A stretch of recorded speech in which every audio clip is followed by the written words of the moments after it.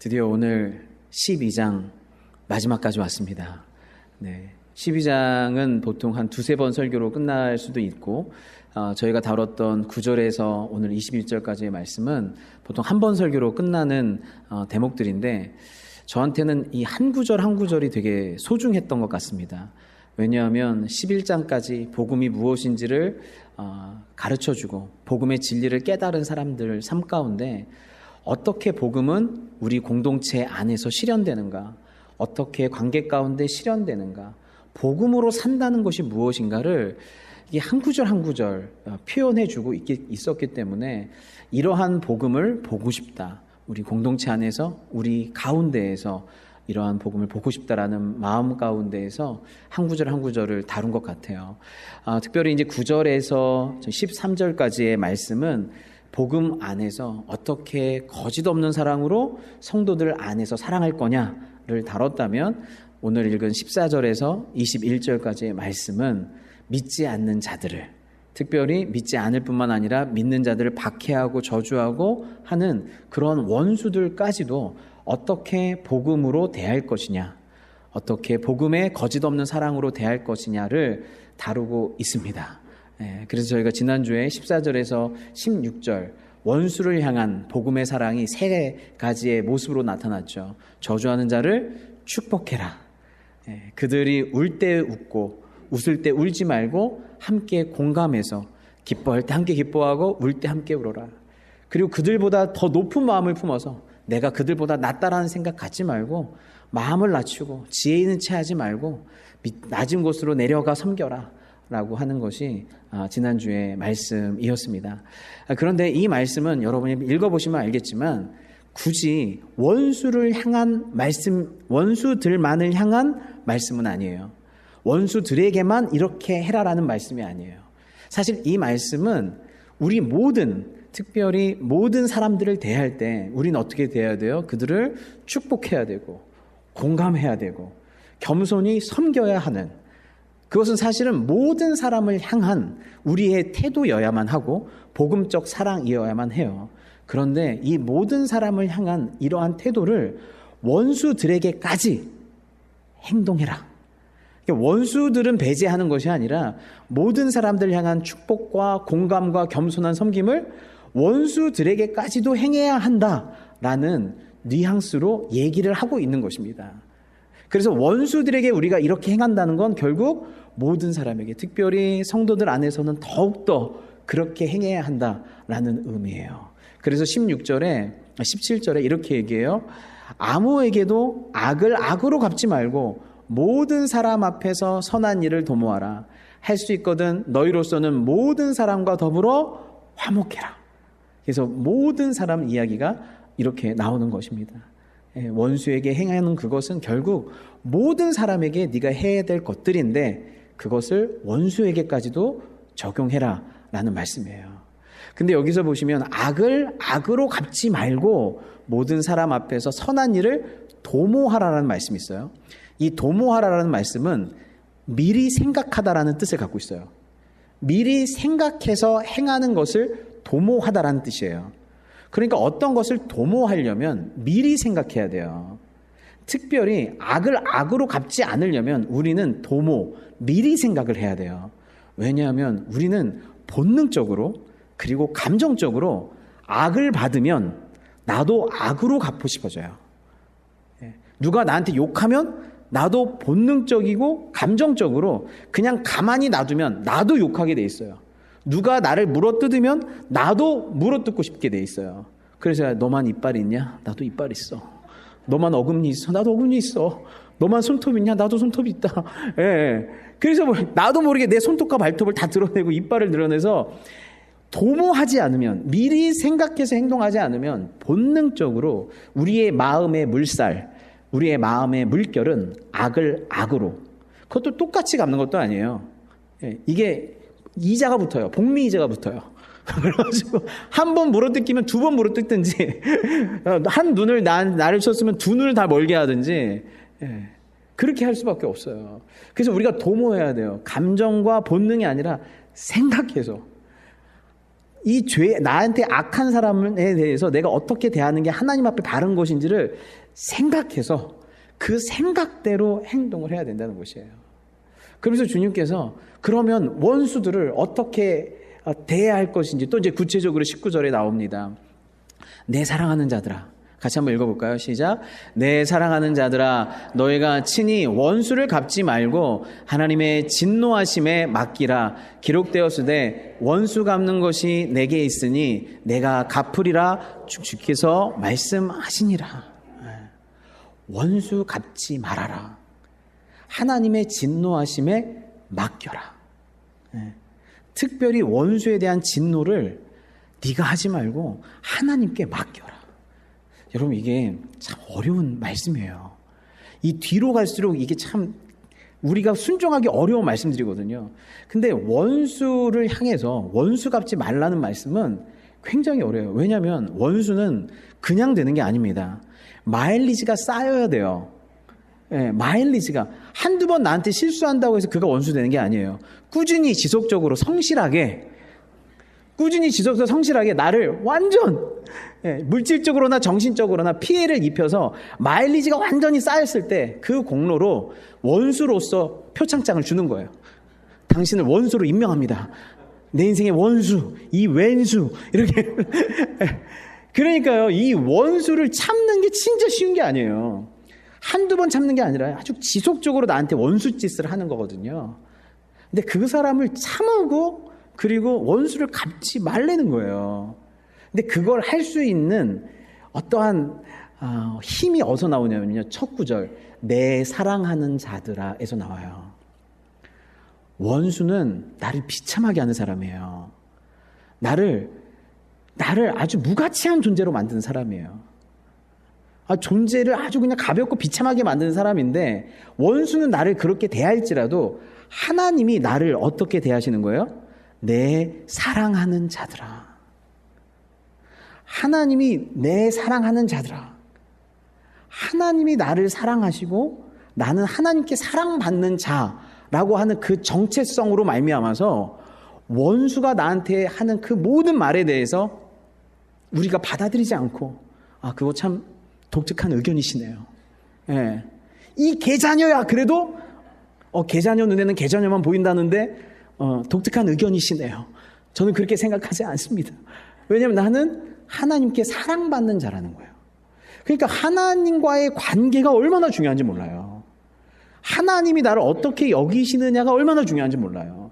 그리고 우리 예수님께서요, 가난하고 병들고 귀신 들린 자들한테는 환호를 받으셨지만 기득권과 종교 지도자들 그리고 사탄 마귀로부터 항상 원수의 공격을 받으셨어요. 근데 그때마다 우리 예수님이 버틴 힘이 어디서 나오냐? 말씀을 한번 같이 읽겠습니다. 마태복음 3장 16절 시작. 예수께서 세례를 받으시고 곧 물에서 올라오실새 하늘이 열리고 하나님의 성령이 비둘기같이 내려 자기 위에 임하심을 보시더니 하늘로부터 소리가 있어 말씀하시되 이는 내 사랑하는 아들이요 내 기뻐하는 자라 하시니라. 아멘. 저는 예수님께서 그 모진 원수의 공격과 그 모진 십자가를 짐에도 불구하고 아들의 정체성으로, 사랑받는 아들의 정체성으로 끝까지 그걸 버티신 이유가 여기에 있다고 봐요. 하늘이 열리고 성령이 비둘기같이 임하셔서 하늘로부터 소리가 있었어요. 내 사랑하는 아들이요 내 기뻐하는 자다. 주님은 이 정체성을 꽉 붙잡으셨어요. 여러분도 예수님 믿었을 때 내가 하나님 앞에서 너무너무 죄인이고 부족하고 너무너무 초라한 그런 내가 예수님의 은혜와 사랑을 받아서 성령이 임하여서 주님이 여러분에게 뭐라고 얘기하셨어요? 너는 이제 내 아들이다. 너는 이제 내 딸이다.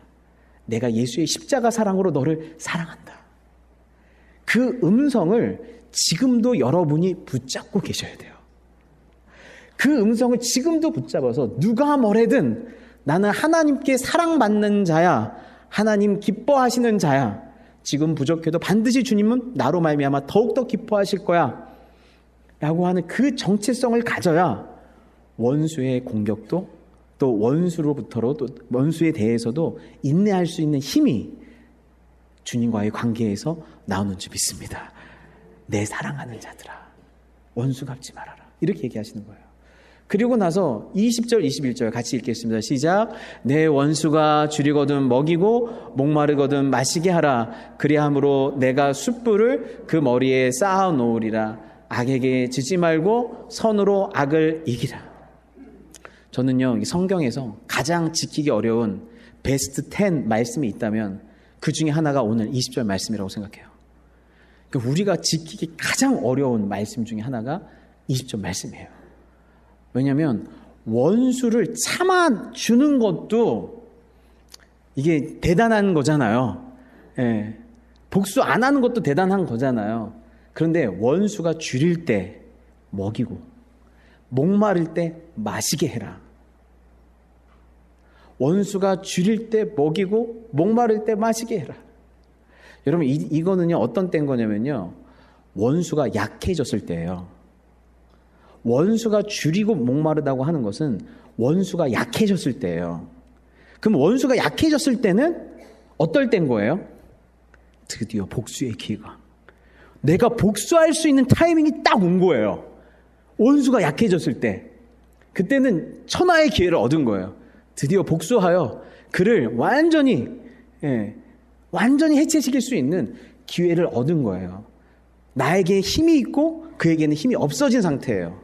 근데 내가 복수할 타이밍과 힘이 있는데 복수하지 않는 것, 이 인내, 이 맡김, 여러분 이게 정말 힘든 거예요. 정말 힘든 거예요. 여러분 우리가 사실 원수가 셀 때는요, 우리가 진짜 내가 가만 안 둬야 되는데 하나님이 원수 복수하지 말라고 하셔서 너 19절 말씀 때문에 살았다. 너 진짜 너는 이제 해야 되는데 19절 말씀 때문에 살았다 라고 사실 핑계를 대지만 보통 그때는 어떤 때냐면 원수가 강할 때예요. 원수가 강할 때 너무 순종이 잘 돼. 이 19절 말씀이 원수가 강할 때는 너무 순종이 잘 됐어. 그래서 내가 너 말씀 때문에 너 말씀 때문에 봐준 거야. 하지만 뭐 말씀 때문에 봐줘요? 내가 약해서 봐준 거지. 내가 약해서 봐준 거예요. 그가 너무 세서 들이댔다가는 더 처참하게 짓밟힐까봐, 이게 속으로는 내가 말로는 말씀 때문에 너 용서했다라고 하지만 실제로는 내가 약해서 용서할 때가 많아요. 근데 진짜 이 말씀에 순종하려면 어느 순간에 참아야 되냐면 그가 약해졌을 때, 내 힘으로 그에게 복수할 수 있을 때, 그때 참아내야 진짜 원수에 대한 진노를 하나님께 맡기고 진짜 순종한 거가 되는 것이에요. 그때 되는 거예요. 그러면 뭐라고 그래요? 줄이거든 먹이고 목마르거든 마시게 해라. 참는 것도 힘든데, 힘 있을 때 참는 것도 힘든데 그들의 필요를 채워주라는 거예요. 그러면 그게 내 숯불을 그 머리에 쌓아 놓으리라. 내가 숯불을 그 머리에 쌓아 놓으리라. 이 말씀은 잠언에도 있는 말씀이거든요. 같이 읽겠습니다. 시작. 내 원수가 배고파 하거든 음식을 먹이고 목말라 하거든 물을 마시게 하라. 그리하는 것은 핀 숯을 그의 머리에 놓는 것과 일반이요 여호와께서 내게 갚아주시리라.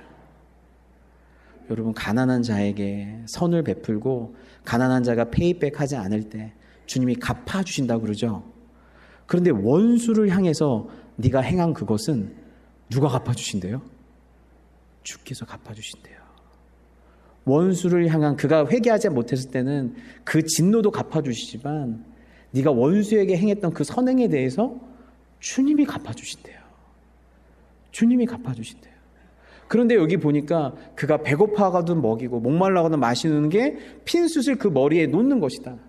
그 무슨 뜻이냐면 머리를 태워라 이런 뜻이 아니라 고대 근동에서는요, 이 불씨가 너무 중요했어요.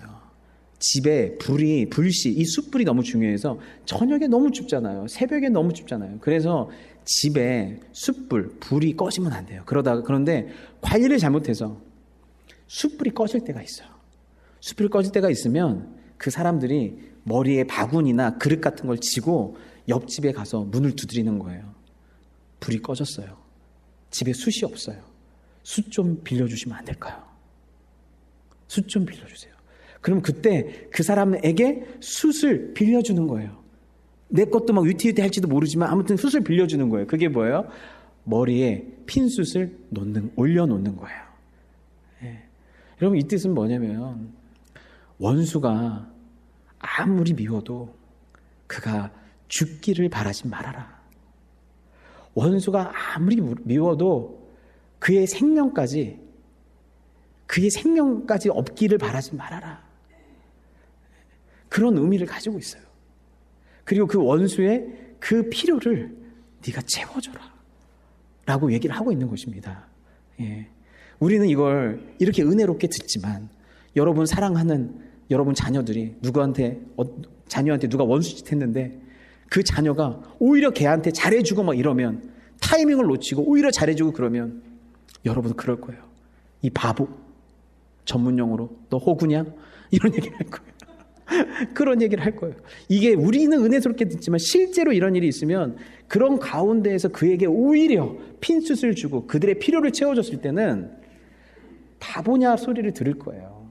하지만 성경은 이걸 뭐라고 그러냐면 하늘과 연결된 사람의 하늘의 지혜다라고 얘기해요. 그렇게 원수에게 선을 베푸는 것이 하늘의 지혜다라고 얘기를 해요. 그래서 야고보서 3장 13절에 보면 너희 중에 지혜와 총명이 있는 자가 누구냐? 그는 선행으로 말미암아 지혜의 온유함으로 그 행함을 보일지니라. 그러나 너희 마음속에 독한 시기와 다툼이 있으면 자랑하지 말라. 진리를 거슬러 거짓말하지 말라.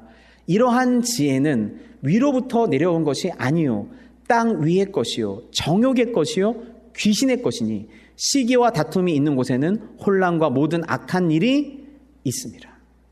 15절에 보니까 하늘로부터 위로부터 온 지혜도 있고 어떤 지혜도 있는 거예요? 땅으로부터 온 지혜도 있는 거예요. 귀신의 지혜도 있는 거예요. 정욕의 지혜도 있는 거예요. 그 지혜는 어떤 지혜일까요? 땅에서 온 지혜는 어떤 지혜일까요?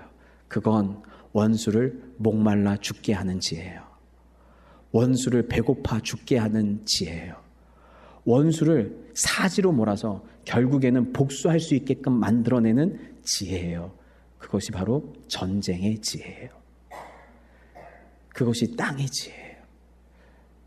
그런데 하늘의 지혜는 어떤 거예요?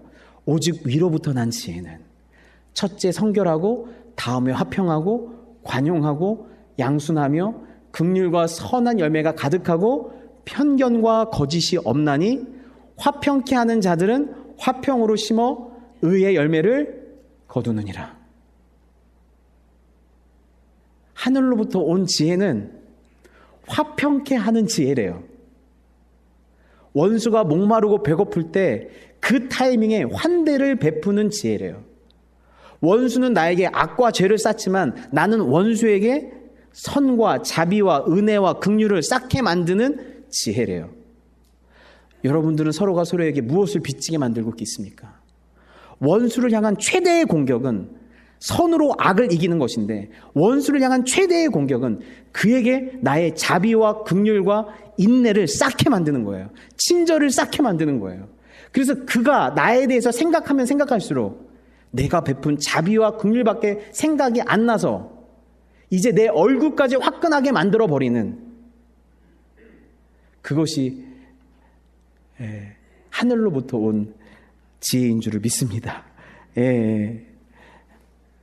여러분, 우리가 되게 좋아하는 시편 말씀 중에 하나가 시편 23편이에요.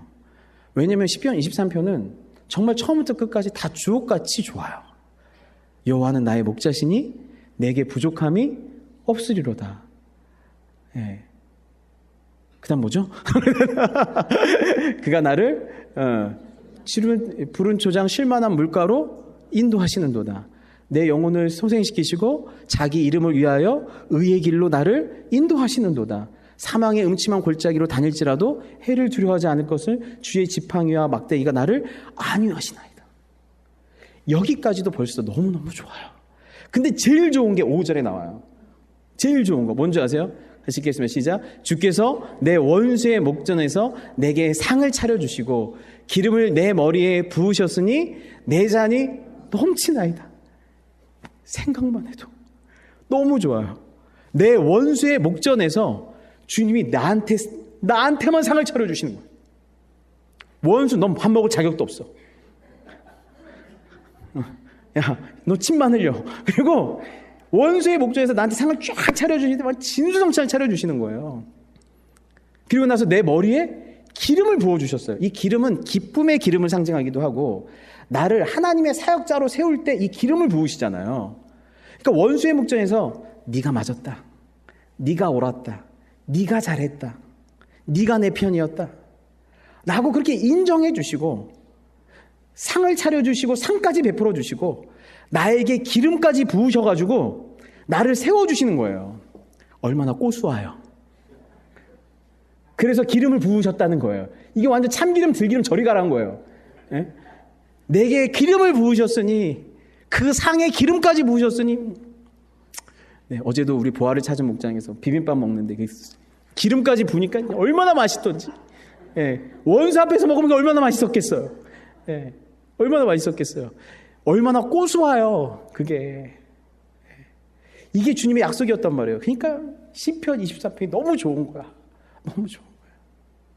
그런데 우리 주 예수 그리스도의 하나님, 다윗의 하나님을 넘어 우리 주 예수 그리스도의 하나님, 그리고 로마서의 하나님, 십자가의 하나님은 우리한테 뭐라고 얘기하시냐면, 야, 네가 원수에게 상을 베풀어라. 네가 원수에게 상을 베풀어라. 그가 목마르고 그가 배고플 때 네가 원수에게 상을 베풀어라. 그래서 복음이 무엇인지를 네가 보여줘라.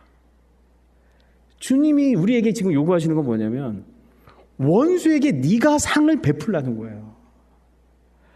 여러분, 예수님께서 십자가 지시기 전에 내 살을 먹어라, 내 피를 먹어라, 그리고 너희가 하나님 자녀 되라, 하나님 백성 되라 하셨어요. 십자가에서 살과 피를 다 쏟으셨어요. 원수에게 자기 자신을 베푸셨어요. 원수에게 상을 베푸셨어요. 그리고 그 상을 한 번만 베푸신 게 아니라, 이제 그 상을 우리에게, 원수 같은 우리에게 상을 베푸시고 우리를 하나님의 가족으로 만드셔서 이제 하나님의 식탁에 우리를 매일매일 영원토록 초대해 주셨어요. 성령으로 기름 부어주셔서 이제는 하나님의 능력으로 살아갈 수 있는, 하나님 백성으로 살아갈 수 있는 은혜도 주셨어요. 우리가 받은 게 하나님이 원수에게 베푸신 상이었어요. 그러니 너희도 지금 바울의 얘기, 그 십자가의 예수님의 고백, 이 모든 것이 뭐냐, 이제는 원수 앞에서 꼬습다가 아니라 원수에게 상을 베풀어라. 네가 상 차려줘라. 그래서 그들이 복음을 맛보게 해라. 복음을 경험하게 해라. 그 예전에도 제가 한번 얘기했는데요. 아마존 밀림에 허운석 선교사님이라는 분이 계세요. 근데 그분이 돌아가셨는데, 그분이 아마존에 가서 선교를 하는데 도대체 이들한테 복음이 먹히질 않는 거예요. 복음 자체를 이해를 못해요. 왜냐하면 이 아마존의 원주민의 문화는 이에는 이, 눈에는 눈인데, 반드시 한 대 맞으면 10배로 갚아야 되는 게 그들의 문화였어요. 그러니까 도저히 복음을 전할 길이 없어서 이분이 이렇게 기도했대요. 하나님, 이들이 저희한테 원수짓 좀 하게 해주세요. 원수짓을 하게 해주세요. 그래서 그들이 우리한테 원수짓을 했을 때 하나님의 복음은 원수에게 상을 베푸는 거야. 원수를 용서하는 거야. 원수를 축복하는 거야. 원수 같은 우리에게 자기 아들을 주시는 것이 하늘의 복음이야 라고 복음을 좀 전하게 해달라고 그렇게 기도했대요. 저는 뭐 나병 환자들과 사시는 분이 제가 나병 걸리게 해주세요 이런 기도는 들어봤지만, 하나님 복음을 전해야 되는데 복음을 맛보게 하려면 원수를 사랑하신, 원수에게 상을 베푸신 그 십자가의 은혜를 이들에게 보여주려면 그들이 나한테 원수짓 하는 수밖에 없습니다 라고 고백하셨던 거예요. 그래서 여러분, 저와 여러분에게는 원수에게 상을 베푸는 그 복음이 사명으로 주어진 줄을 믿습니다. 그러면서 여기 보시면 악에게 지지 말고 선으로 악을 이기라라고 돼 있어요. 악에게 지지 말고 선으로 악을 이기라. 예, 전쟁의 지혜와 화평의 지혜가 싸우고 있어요. 쉬운 게 아니에요. 선을 베푼다는 건 내 안에 있는 악과 싸워야 되는 것이기 때문에 영적 전쟁이에요.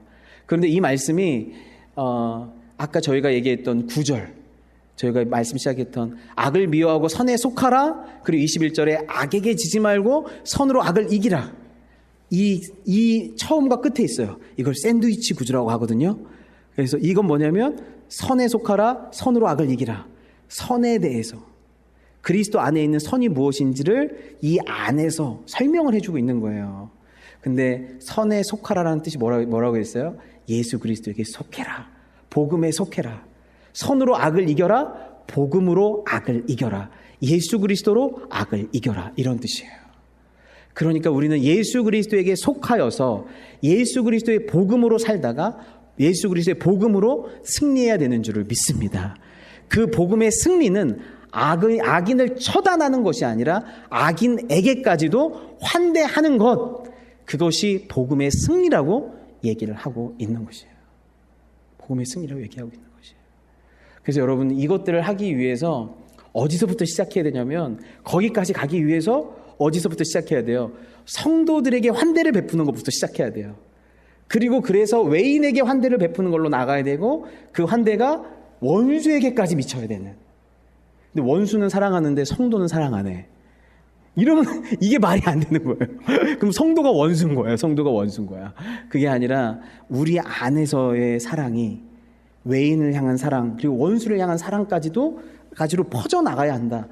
그런 의미에서 9절에서 13절까지 성도 사랑, 그 다음에 외인 사랑, 원수 사랑까지 나아가는 것이죠. 그래서 이 말씀 같이 읽겠습니다. 시작. 우리가 선을 행하되 낙심하지 말지니 포기하지 아니하면 때가 이름에 거두리라. 그러므로 우리는 기회 있는 대로 모든 이에게 착한 일을 하되 더욱 믿음의 가정들에게 할지니라. 아멘. 네. 그래서 오늘 서로 상추쌈 많이 싸주시고 서로 더 많이 환대하시고, 예, 우리 안에 있는 원수 맺기 좋아하고 원수 갚고자 하는 그런 본성을 복음으로 승리하셔서 예수님께 속한 이 선이 우리 외인을 향할 뿐만 아니라 원수에게까지 미칠 수 있는 저와 여러분 다 되시기를 바랍니다. 같이 기도하겠습니다.